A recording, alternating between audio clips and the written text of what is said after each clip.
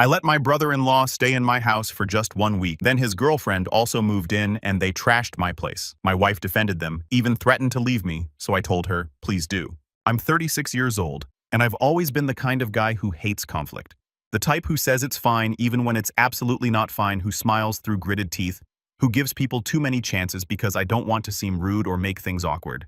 That's who I was until the day my wife told me in a voice colder than I'd ever heard, if you don't apologize to my brother, I'm leaving you too. And let me tell you, after everything he did, after everything I put up with, that was the moment something in me snapped. But I'm getting ahead of myself. Let's rewind. My wife Layla comes from a loud, tight-knit family where boundaries are more of a suggestion than a rule. I learned that early on. The first time I visited her parents' house, someone was already sleeping in our guest room because they needed it more, and my toothbrush mysteriously ended up in the kitchen sink. Still, they were warm and welcoming in their way, and Layla had a spark I couldn't resist. We got married 5 years ago, and while we didn't always see eye to eye when it came to family, we made it work. Until her brother Brian came into the picture. Brian is 41, divorced, twice, 3 kids with 2 different women, none of whom he sees more than once a year. Perpetually unemployed, always between opportunities, always convinced the universe is just one lucky breakaway from recognizing his true potential. He's the kind of guy who refers to himself as an entrepreneur, but what that really means is he tried to flip sneakers for a month and gave up after the first return request. The kind of guy who asks to borrow $50 and says I'll hit you back Friday, then ghosts you for 2 months and shows up with new AirPods. We weren't close, obviously. He always gave me a weird vibe, like he was constantly sizing me up, but in a lazy way, like he couldn't be bothered to pretend he respected me. Still, I tolerated him for Layla's sake. Birthdays, barbecues, holidays. I was always polite, even when he made those passive-aggressive jokes about me being soft or whipped. I kept my cool when he showed up late, when he drank too much at our anniversary dinner, when he asked Layla right in front of me why she didn't marry someone with a little more edge. I bit my tongue, because that's what you do for family, right? Then 2 months ago, I got a text from Layla while I was at work. Just a simple, hey, do you think Brian could stay in the guest house for a few days? He's going through something. I stared at the message for a long time. We just spent $15,000 renovating that space. New flooring, fresh paint, furniture from West Elm I never thought we'd be able to afford. It was my dream to turn that little detached structure into a quiet office, maybe even a recording studio one day. But it had become our guest house, and now it was about to become Brian's crash pad. I texted back, how long is a few days? She responded. Just till he gets back on his feet, maybe a week. I should have said no. I should have stood my ground. But I took a deep breath, thought about how Layla had supported me during my job change last year, and said, okay, just a week. That was my first mistake. Brian showed up the next day in a rental car, even though he claimed he was broke. And he wasn't alone. He brought his girlfriend, some woman I'd never seen before, half his age, all acrylic nails and side eyes, and her 2 kids. Not hers, from another guy. And they all moved in like it was some vacation rental they'd scored last minute. Within the first hour, the kids were running around the backyard, screaming, the girlfriend was blasting music from a Bluetooth speaker, and Brian was in our kitchen, helping himself to a beer I'd been saving. No knock, no thanks, no, hey man, really appreciate you letting us stay here. Just a smirk and a yo, your fridge is loaded. I glanced at Layla, who smiled nervously and said, they just need a place to breathe for a bit. Be patient, okay? I was patient at first. The first week came and went and there was no mention of leaving. Brian never even brought it up. In fact, he started acting like he owned the place. He'd barge into our house without warning to grab snacks, drinks, even toilet paper. One morning, I walked into my living room in a robe and found him sprawled across our couch watching sports shoes on crumbs everywhere. When I asked him how he got in, he held up our spare key and said, Layla gave it to me. Said I could come in whenever. I confronted Layla about it that night. You gave him our key without asking me. He's my brother, Weston. Don't make it a big deal. But he's not just visiting. He's treating this place like it's his Airbnb. She sighed. He just needs time.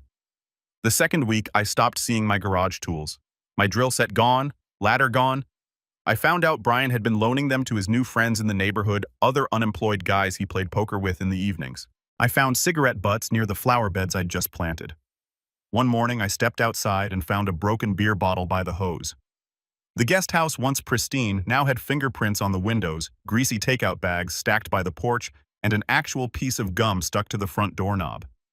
Still, Layla kept brushing it off. They're trying, she'd say. It's not easy living with kids in a small space. Small space. It was 600 square feet with a full bathroom and kitchenette. I'd lived in less when I first moved out of my parents' place. Week 3 was when I really started losing it. One night I was working late in my home office when I heard loud yelling coming from outside. I stepped onto the porch to see Brian and his girlfriend screaming at each other. Not arguing, screaming. The kids were crying. One of them had apparently spilled something on her phone and she lost it. Brian started throwing things. I told them to keep it down and he snapped, "Mind your own house." Weston. My own house. I felt my blood rise, but I didn't say anything. I just turned around and went inside. I didn't sleep that night. The next day I told Layla, "They need to leave." She looked at me like I'd just kicked a puppy. "What?" "No, you said a week. That was 3 weeks ago. They don't have anywhere else to go. They're making this place a circus, and it's not just them, it's affecting us. I'm stressed. I'm not sleeping. I'm walking on eggshells in my own home." She didn't respond. She just walked away. That was the beginning of the silence between us, the slow shift from, "We're in this together," to, "You're the bad guy for wanting peace." Every time I brought it up, she shut down. Every time they crossed a line, she looked the other way. And Brian. He kept pushing, kept testing me. I came home one afternoon and saw he'd parked his car in my driveway, blocking my garage. When I asked him to move it, he said, "Relax, man. I'll move it when I'm done." I told him he had no right to block my space. He laughed. "Dude, you think I want to park on the street with those HOA narcs sniffing around?" I told him I didn't care about the HOA. I cared about respect. He scoffed. "Respect for what you think you're better than me because you got a little guest house and a 9 to 5? That's when I realized it. He hated me. Not because of anything I'd done to him, but because I represented everything he wasn't. Stability, responsibility, a life that didn't crumble every other year. And maybe that's why Layla defended him, because some part of her still saw him as the underdog, the one who never caught a break, the wounded brother who just needed someone to believe in him. But I wasn't willing to sacrifice my peace, my marriage, for a man who had no intention of changing. And then came the night that changed everything, the night that made my decision for me. Because up until that point, I still held on to hope. Hope that maybe they'd leave on their own. Hope that Layla would finally see what he was doing to us. But what happened that night shattered all of that, and it left me standing in the middle of my backyard, heart-pounding, fists clenched, as my wife screamed something I'll never forget. The night it all broke wasn't some big dramatic blowout, at least not at first. It started like any other night during those miserable 2 months. I got home from work around 6 o'clock, tired, hungry, and already mentally bracing myself for whatever mess Brian had made of the day. It had become routine by then. Come home, avoid the backyard like it's a minefield, sneak through the side door so I wouldn't have to cross paths with Brian or his girlfriend, try to eat dinner in peace with Layla. Fail at that, go to bed feeling like a stranger in my own home. Rinse, repeat. But that evening, something was different. The moment I pulled into the driveway, I saw the garage door half open. That immediately set off a red flag. I always kept it shut. I walked up to find the door wedged open by a cinder block, and inside, my stomach dropped. Brian and 2 other guys I didn't recognize were standing around my workbench drinking beers and passing around my socket wrench set like it was a toy. They didn't even notice me at first. One of them, some dude in a hoodie with a neck tattoo, was holding my brand new cordless drill, testing it on a 2x4 like he was building something. My hands curled into fists at my sides. "Hey," I snapped. "What the hell are you doing?" Brian turned completely unfazed. "Oh, hey man, relax. We needed some tools. Julio, here's helping me build some shelving in the guest house. You got good stuff in here." I stepped forward, jaw tight. "This isn't a tool rental, Brian. You don't just take my things without asking." He rolled his eyes. "You weren't using it. That's not the point." The guy with the neck tattoo snorted. "Man's tripping over a drill. Chill out." I ignored him. "Get out of my garage now." Brian scoffed. "Dude, you seriously need—" I didn't yell, I didn't scream. I just walked over, took the drill out of Julio's hands, and held out my hand to Brian. "Keys. Now." He frowned. "What the spare key Layla gave you? Hand it over." He let out this mocking laugh. "Wow. You're really gonna pull this my house? My rules crap? Because it is my house and you've crossed the line." He stepped forward, suddenly serious. "You think you're better than me, Weston? Just because you got a nice little office job and a mortgage? This has nothing to do with being better than you. This is about respect, and you've got none." We stared at each other for a moment.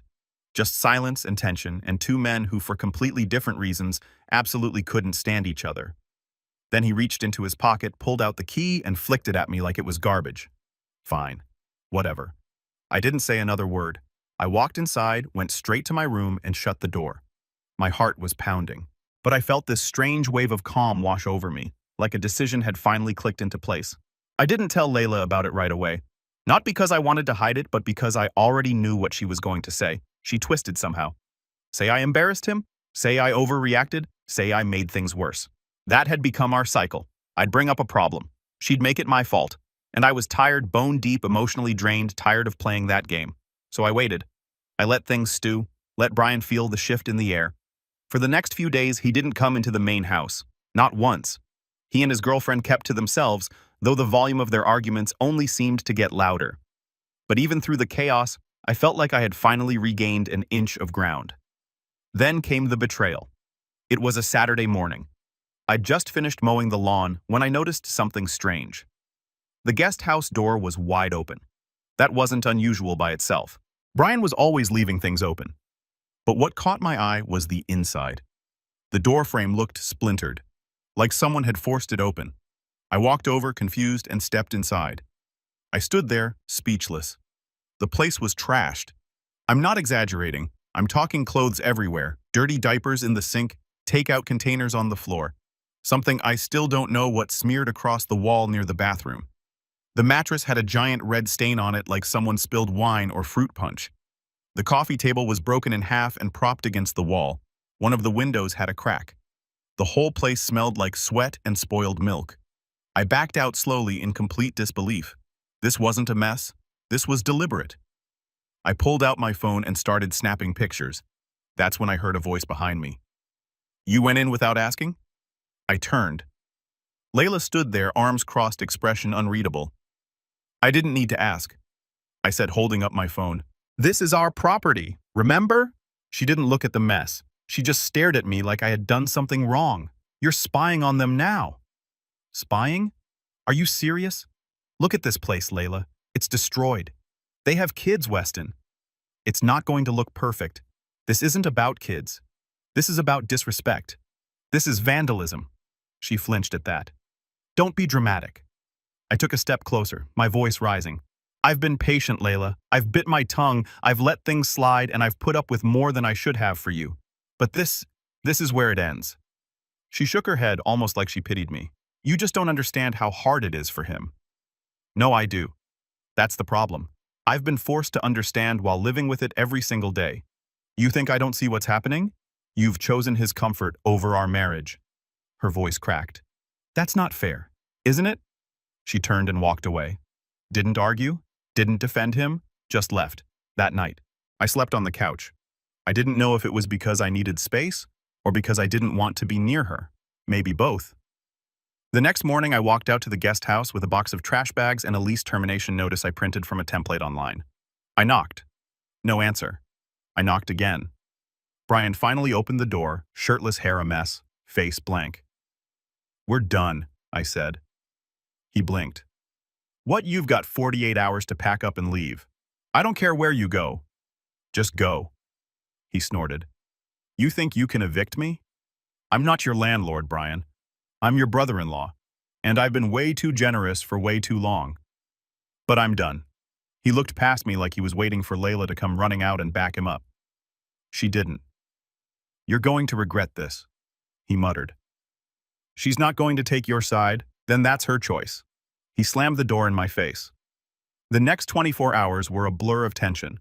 Brian didn't leave. In fact, he started getting bolder, playing music louder, throwing trash into our bins like it was some kind of statement, parking across both sides of the driveway. And Layla, she barely spoke to me. When she did, it was clipped and cold. Sunday night rolled around, and I knew what I had to do. I didn't want it to come to this, but I couldn't back down now. I'd finally stood up for myself, and I wasn't about to let guilt pull me back into that doormat role. So I made the call. The next morning, I left work early, got home by 2 o'clock, and waited. At 2:45, a tow truck pulled into the driveway. Brian's rental car was gone in under 5 minutes. He'd parked in violation of the HOA rules again, and I reported it anonymously. But I wasn't done.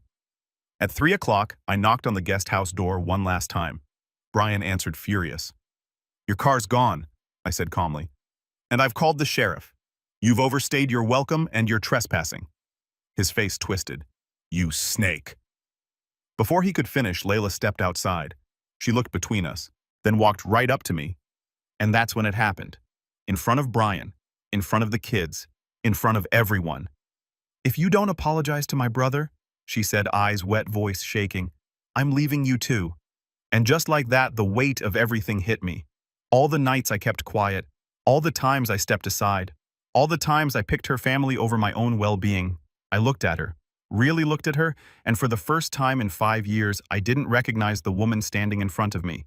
I opened my mouth to speak, but the words wouldn't come. Not yet. Because I still hadn't made my final move. Not the real one.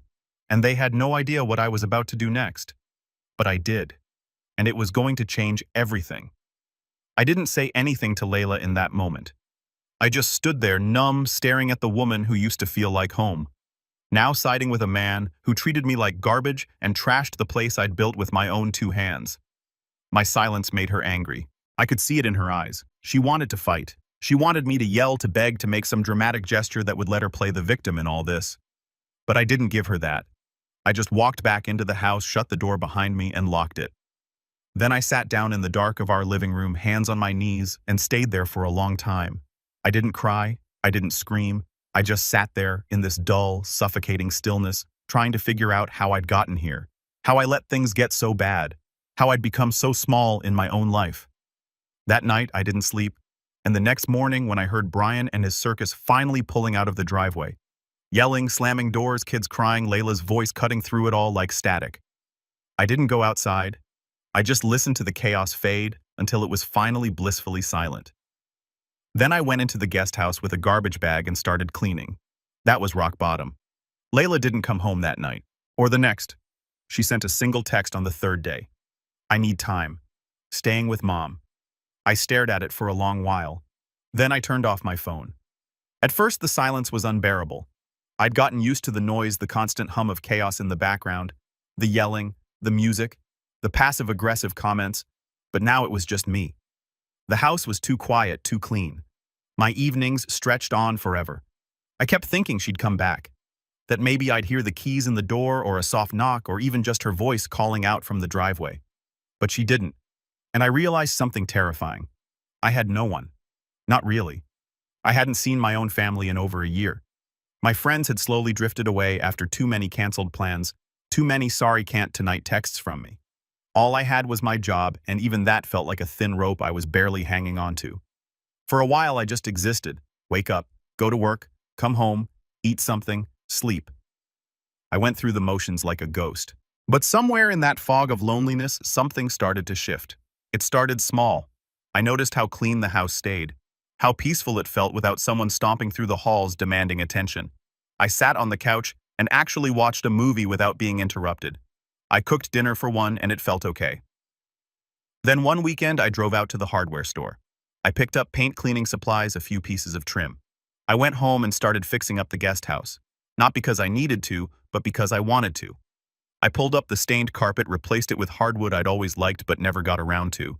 I scrubbed the walls, repaired the cracked window, sanded and repainted the doors. It took me a few weeks. I worked slowly, methodically. But by the time I was done, the place looked better than it ever had before. And I didn't tell anyone. I didn't post pictures or talk about it at work. I just did it for myself. And that felt good. Then came the next thing. One of the guys at work, Jeremy from the design team, was organizing a volunteer build for Habitat for Humanity. I overheard him talking about it in the break room and surprised myself by speaking up. "You need an extra pair of hands." He blinked. "Oh yeah. Actually, we do. You good with tools?"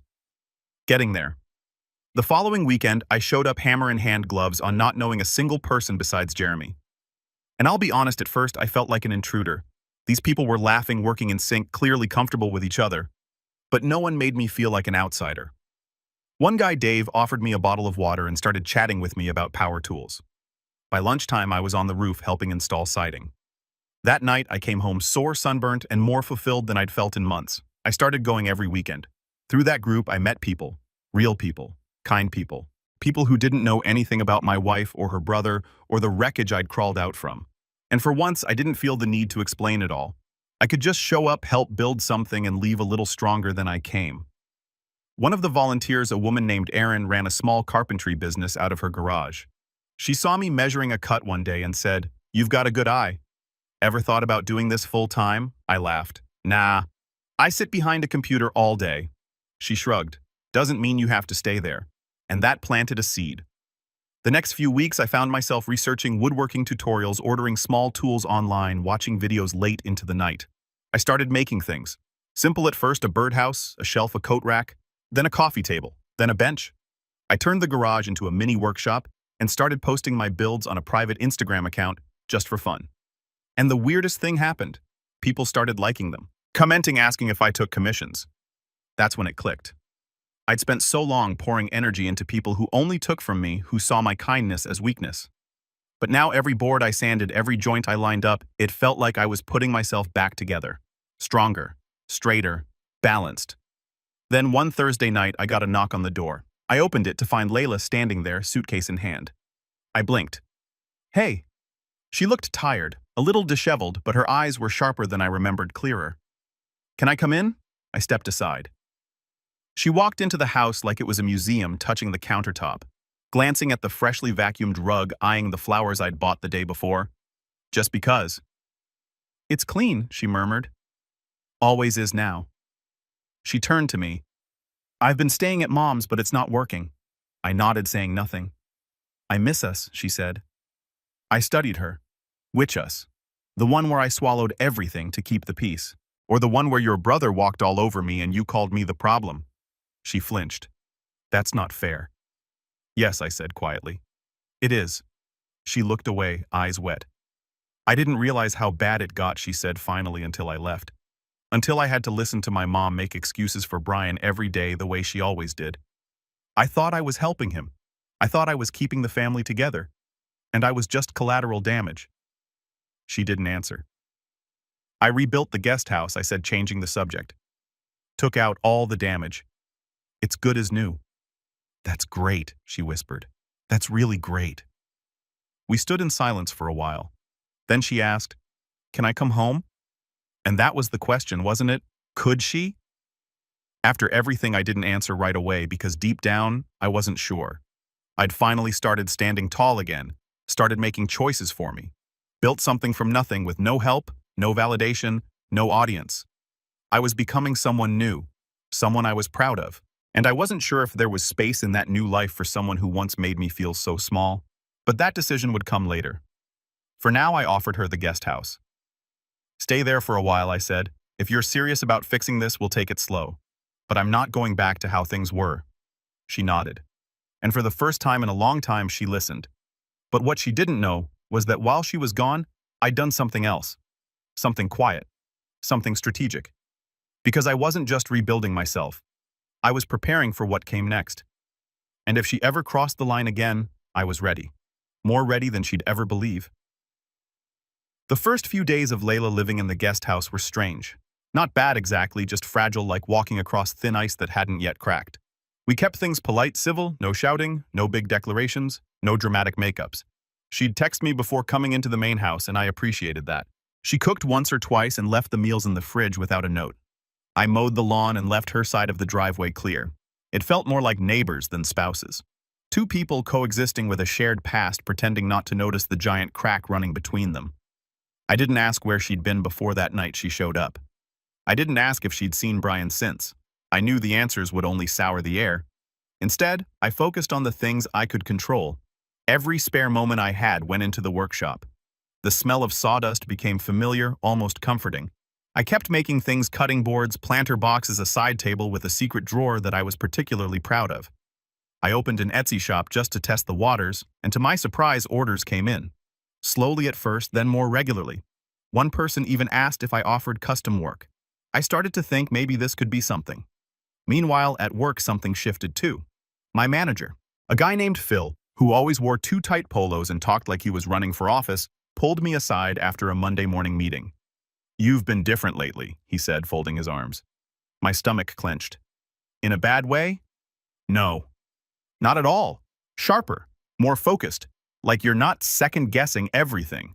I blinked. I didn't realize I was doing that. He grinned. You always have. But something's changed. He was right. Something had. By the end of the month, I'd submitted a proposal for a project we'd been sitting on for over a year.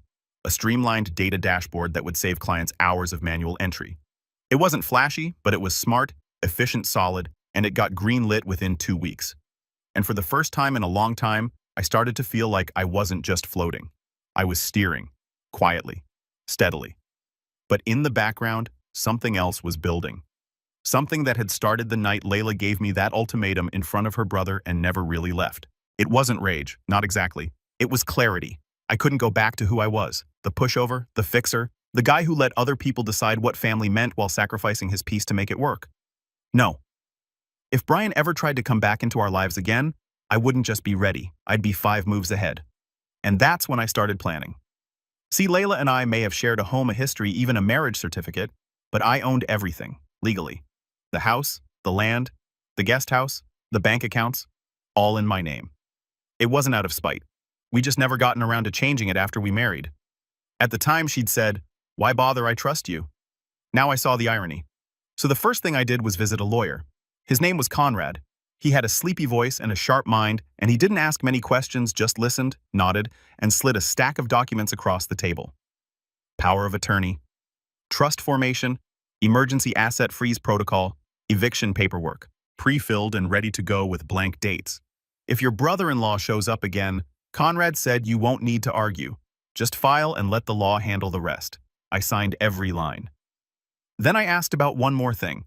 How hard would it be to convert the guest house into an Airbnb? Conrad raised an eyebrow. You planning to kick her out? Not yet, I said, but I want options. He smiled. Smart man. When I got home that night, I sat in the workshop for 2 hours thinking. It wasn't just about Brian anymore. It was about the pattern. I kept seeing it over and over. People taking advantage of my kindness, twisting my silence into permission. And it was time I broke that pattern completely. Not just with Brian, but with Layla too. She needed to understand that forgiveness wasn't free. And if she truly wanted back into my life, she had to earn it.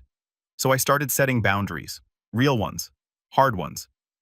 First, I changed the Wi-Fi password and only gave it to her when she asked. She looked confused at first, but I smiled and said, "It's a fresh start, remember?"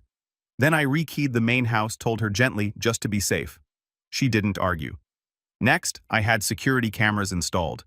Nothing dramatic, just one over the driveway, one at the front door, one facing the guest house entrance. I framed it as just in case, and she nodded like she understood. But I saw the flicker of something in her eyes, like she knew. I was watching everything now, and I didn't trust her completely. She started texting more often, asking if I needed anything from the store, leaving cookies on the counter, suggesting we eat dinner together sometime. And I did once or twice. Small talk. Nothing deep. But I always ended early, kept the space between us. Then one night I saw her pacing outside the guest house, phone pressed to her ear, voice low and urgent. She didn't know I could see her from the workshop window. She was talking to Brian. I couldn't hear the words. But I saw her shoulders tense, her hand on her hip, the way she turned her back toward the house, like she didn't want to be overheard. I recorded a 30-second clip, just enough to keep on file. Then I waited.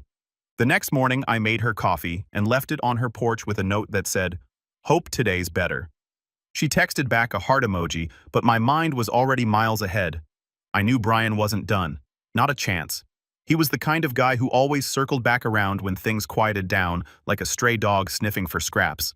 And I had a sinking feeling he'd come crawling back to Layla soon. So I started digging. With the help of an old friend, Drew, who now worked in private investigations, I got access to Brian's most recent records. He was living in a shared motel room 3 towns over, rented under someone else's name.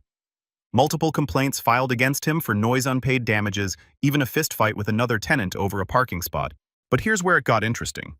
Drew also found out that Brian had recently applied for a personal loan using my address as his current residence. My address. He was trying to anchor himself to me again legally. And that's when I realized what this was. It wasn't just freeloading, it was strategy.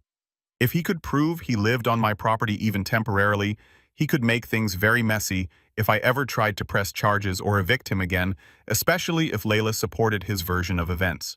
I felt my stomach twist into a knot, because that meant she wasn't just passively enabling him anymore. She was helping, or at the very least, protecting him. And that was the final straw. So I did what any logical betrayed husband would do. I built a trap. It started with an email, a very professional-sounding message from a new property management company, really just me using a business Gmail address, and a fake LLC name sent to Layla, informing her that the guest house would be undergoing routine inspections and evaluations in 2 weeks' time, followed by potential listing on a short-term rental platform. She replied the next day, "This is a surprise. Thought we discussed me staying longer." I replied, "You're welcome to submit a rental application if you'd like to pursue that route." She didn't, but I saw the panic start to grow. The second phase was a conversation I let her overhear a phone call in the kitchen where I casually discussed investors and turning the whole property into income-generating space. She asked about it that night. I shrugged. Just exploring options. She said nothing. Then, the third phase. I filed a formal change of residency notice with the city declaring that no one besides myself resided at the property, a document Brian would have to contest if he wanted to use my address for anything official. And just to be thorough, I reported the loan application to the fraud division of the lending company. By the end of that week, Brian's loan was flagged, his motel reported, and the paper trail he was trying to build shattered. But I wasn't finished because the best revenge isn't just defense, it's dominance. So I started planning an open house for the guest house, a real one this time. Posted anonymous ads, set a date, printed flyers. And when Layla asked me about it, quiet, uncertain, I simply said, "Everyone keeps telling me I need to think about my future. I think they're right," and walked away. She didn't follow, but I knew she would because I'd built something stronger than anger. I'd built leverage. And when the day came that Brian showed up again and I'd be ready. Only this time, I wouldn't just be defending my home. I'd be taking everything back piece by piece, and they'd never see it coming. The final domino fell on a Saturday afternoon in early spring. It had been exactly 90 days since Layla moved into the guest house, 90 quiet, careful, calculated days.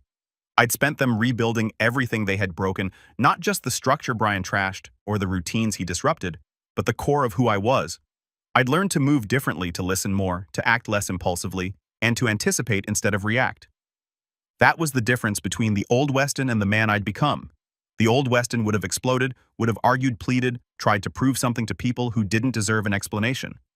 But the new me, I was done wasting energy on people who weaponized my patience. So when Brian finally came slithering back right on schedule, I was ready. It started with a knock at the front door. I'd just finished sealing a custom coffee table I planned to ship out Monday when I saw him through the window. Same cocky posture, same smug tilt of the chin, like he already owned whatever room he was about to walk into. But there was something else this time too. Desperation. His clothes were wrinkled, his face gaunt, and his shoes looked like they'd been pulled out of a Goodwill donation bin and lost a fight with a dog. I didn't open the door. I stepped outside and met him on the porch. He grinned like we were old college buddies. "Yo, Weston, long time, huh?" "Not long enough," I said. He raised his eyebrows as if I'd hurt his feelings. "Look, I just need to stay for a couple weeks. Nothing big. Layla said she doesn't live here." He blinked. "What?" "She said she's a guest, same as anyone else." That knocked the smirk off his face. "She's your wife, man. Not anymore." He stared at me confused, but I wasn't lying. I had quietly filed for separation the previous week, served her the paperwork through a process server, a clean professional cut. No yelling, no drama, just a notification and a return envelope. He shook his head, stepping forward. "Look, I just need a place for a little while. You've got space." "And come on, we're family." That word hit my ears like a siren. Family. I looked him dead in the eye. "You don't know the meaning of that word." Then I handed him a letter folded neatly in a sealed envelope. He took it, opened it, and scanned the top line. His eyes narrowed. "What the hell is this? An official cease and desist from my lawyer?" He scoffed. "For what?" "For claiming residence at my address, for fraudulently using my name on a loan application, for trespassing for damages." His face paled. "You're bluffing." "I'm not. I also have footage of you smoking near the guest house while minors were present, evidence of property damage, and statements from neighbors who witnessed your fights. It's all documented, all packaged, all ready." "For what?" He snapped, eyes wide now. "You going to call the cops on your brother-in-law?" I shrugged. "No need." Because that's when the second wave hit. A white car pulled into the driveway. A woman in a navy blazer stepped out, clipboard in hand, badge visible on her hip. Behind her, a black SUV with the logo of the county's housing enforcement office rolled up slowly and parked along the curb. Brian turned to me. "What the hell is this?" "I told you," I said, calm as ever. "I'm not bluffing." He ran his mouth, said something about how this was illegal, how I'd regret it, how I was ruining lives. I didn't listen because I wasn't doing this for revenge. I was doing it for closure. The housing officer informed him that his previous attempt to use my address had triggered a citywide check. The motel he had stayed in had been cited for multiple violations, and Brian's name was now tied to 2 fraudulent applications. A probation officer would be reviewing the situation. The officer asked if Brian had a permanent address. He stammered, looked at me. I shook my head. "He doesn't live here." The woman nodded. "That's what we thought." They asked him to leave the property immediately. And for once, for the first time since he'd bulldozed his way into my life, Brian didn't have anything to say. No smug comebacks, no insults. He just walked to the curb, muttering under his breath, and waited for a ride. I didn't watch him go. I had nothing left to prove. But I wasn't done yet, because Layla, she'd made her choices too. When I served her the separation notice, she didn't respond at first, just disappeared into the guest house for 2 days. Then she asked to talk. We sat on the porch, the same place she defended her brother like he was some wounded animal I had kicked out of the house. She looked tired, sad, but not apologetic. "I didn't know he was going to do that," she said quietly. "I thought he was just staying out of trouble." I didn't reply. I just wanted to help my family. "You did," I said. "Just not the one you married into." Her eyes flickered. "So that's it? You're done." "I was done the day you threatened to leave me over him." She opened her mouth, then closed it. "You can stay in the guest house for 2 more weeks, I told her. "After that, it's being converted into a rental. The locks will change, and I'd appreciate it if you didn't contact me unless it's through the attorney." She blinked hard, and I saw the tears come. But I didn't comfort her because I'd finally learned the difference between kindness and enabling. That night, I sat in the workshop and looked around at everything I'd built, real, solid, lasting things. Not just furniture, but confidence, freedom, clarity. The revenge hadn't been loud. It had been precise, quiet, intentional. And it worked. Brian never came back. Layla moved out exactly 2 weeks later, left a note that said, "I didn't realize I'd lose you too." I folded it and placed it in a drawer where it still sits untouched. I didn't lose anything. I let go. And sometimes that's the most powerful revenge of all. Because now I wake up in a home that feels like mine again. I run my business. I spend weekends with people who respect me. I build things that last. And no one walks through my door without earning it. Not anymore. I was never the villain. I just finally stopped being the doormat. And when I closed that chapter of my life, I didn't slam the door. I locked it and threw away the key.